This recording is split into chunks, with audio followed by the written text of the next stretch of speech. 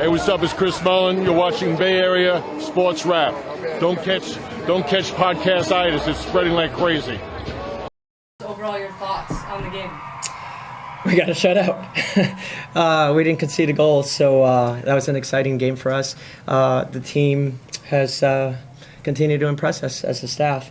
They came out there, stuck to the game plan. They had the right mentality, and we played some real good football. And then we also had to dig down deep there toward the end of the second half, and that's what it takes. So a lot of credit to all the players, the staff, everyone involved, because we've been plugging away, and we won our first series, right? So that's twice against Angel City. That's something we discussed at the beginning of the week, and now we're going to ask of consistency, because we know we can put performances like this together, and let's go do another one now. So we're right back in the mix of things, and it's exciting. All right, I got a couple questions that were sent to me from a couple of individuals who had to leave a little bit early. Coach, talk about the importance of winning this Classico, this rivalry game at home, and the contributions of specifically Caitlin Rowland in this match tonight. So first of all, yes, winning the Classico feels really good, but most important thing is we got the 3 points and we're in the playoffs hunt. That's what we set ourselves to do, and Caitlin obviously has had an excellent season. She's just such a presence in the air, does a really good job coming out, and we knew Angel City is quite dangerous on crosses. They scored quite a few of the goals in set pieces, and she just commands that box very well. Had a great performance all the way around, so that's what we expect from Caitlin and all of our players, and it's nice when it comes together. And then one other question, asking about Dana getting the start tonight and her performance, and just how she's kind of growing after you mentioned she picked up a bit of an injury and she hadn't been playing in many minutes. Just talk about her performance today. Yeah, well, I have to give Dana a lot of credit, because it's obviously difficult for players when they don't start and they don't sometimes get opportunities, but she came back from an injury and just did everything she could to get healthy and strong, and had the right mindset for the last 3 weeks of practice, and has excelled, and she earned a spot. So it makes my job very difficult, because it's not only her, it's quite a few of the players that are competing for a starting spot, and that's exactly what we want to see. But credit to Dana for having an outstanding game today. But most importantly, just the way she carried herself, and I told her she's just a true professional, because that's exactly what the coaching staff wanted to see. Questions in the room? Michael, go ahead. All right, Coach, of course a win is a win, but when you get a clean sheet like this, close game, and you've had a lot of close games, do you prefer a defensive game like this, or would you prefer more goals and win that way, more offensively? Well, as long as it's a win, I don't care how it comes, but actually, I prefer goals. You know, that's the type of football we want to play, and today we had some chances. We could have had a few more, but it's more entertaining for the fans, right? If I'm watching the game as just a fan for the enjoyment of it, I want to see a 5-4 game. Why not? But as a coach, it can be a little bit tough on the heart, but I don't mind that. So a win's a win, and but I will have to say, I mean, all joking aside, having a shutout just says a lot about your team, because the way we started off the season and now how we're progressing, and we're having the right mindset. We closed out a game, which is really important for us, against an excellent team that has just so much pace, and they're very dangerous. So this shutout feels very special, and I think it's going to help us moving forward. So, Coach, from the eye test, it looked like Dana and Kiki were just kind of controlling the game from that defensive midfielder position the whole time. But when you were pressing last week and a little less press this week, but still making them change their game plan, how much of today's game fulfills the promise that what we saw last week? Oh, actually, it does quite a bit, because in that first half, we just chose the right times to press. And when we pressed, we made it very difficult for them.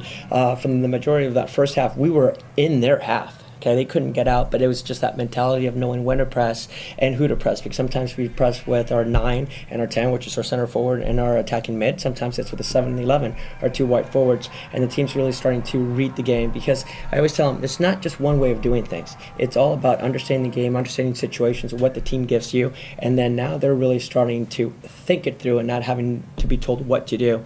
And so it carried over from last game, and it shows that we're moving in the right direction. Sarah? Hey, Coach. How you doing? Sarah from SB Nation. Just kind of want to follow up on the rivalry question that was asked before. Obviously, you spent a lot of time in the Bay Area. we heard the LA chants in the stands, and for any Bay Area native, I'm sure that was like music to the ears or to the heart. Just curious, how did it make you feel? Did it have an impression on you? And do you see this as a rivalry, and do you see it kind of growing into one of those historic Giants-Dodgers rivalries? Well, I hope so. Actually, I hope it grows into one of those rivalries. And honestly, I didn't feel that way necessarily. We are just concentrating on ourselves, trying to get some points, trying to make sure we get better regardless of who it is. But yes, when you think about it, I mean, if I go back to playing football all my life, every time you play a SoCal team, it's NorCal versus SoCal, right? So you take a little extra pride. And I did tell the team, it's like, we should be pissed off today. Let's get after it. It's a SoCal team, and let's make sure we show them that we're here to play and get stuck in the first 5-10 minutes. And I think that also helped us out. We came with that mindset. We weren't going to give them any time on the ball, and we made it difficult, but that's just, we had a little extra fire and desire today, and that had a huge impact in the game. Thanks.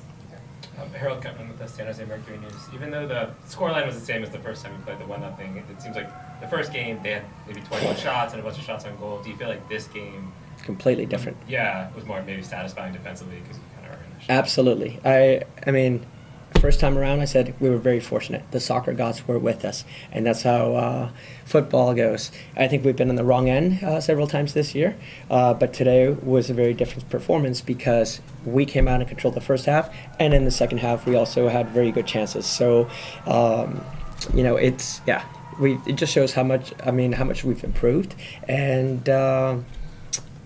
2 different games, completely different games.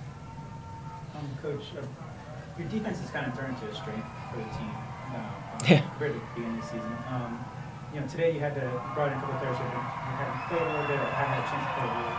How difficult is that? I mean, they played really well, but then you brought in some of your players that are kind of punched up the game. Like, how difficult is it to get all those defenders time together, play out there, even if they're playing really well? It's very challenging. It's one of the most challenging things we have to do as a coach.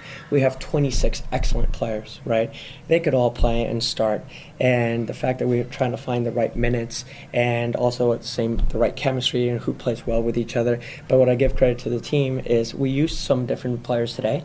They weren't maybe 90 minutes fit because they haven't had those opportunities, but that's how we're going to help them build minutes. And at the same time, the players that have been playing, they came in as substitutes, and they had an impact in the game, right? So they played for the team, and that's what's most important. But yes, extremely challenging, not only the backs, but midfielders, forwards, because we're very deep. And I wish I could play all of them, but we can't. And it's just having the right mindset and playing as a group. Hey, Coach, Rugby College, Baylor Sports Wrap. It's kind of piggyback on that question there. You mentioned on Wednesday that you were going to make changes to this lineup, and you replaced half your back line with Jen and Savvy. And so what went into that decision to put them two in the starting 11, and how do you feel that they did in the performance that were out there playing? I thought they did very well. So Jen is actually one of our best playmaking center backs and actually players on the team. She's very good on the ball, and we knew we needed her to play balls into the midfield, play balls in behind the defense. And then Savvy's pace, and she's one of the best 1v1 defenders. We also wanted to give Caprice a rest. She played 2 90-minute games against Chicago, then our last game. And that's a conversation I had with her. She's been stellar for us. We need her healthy through the playoffs. So that's one of the things as a coach, you have to manage those minutes as well. And is there a second part to that? Well, I was talking more about Chen.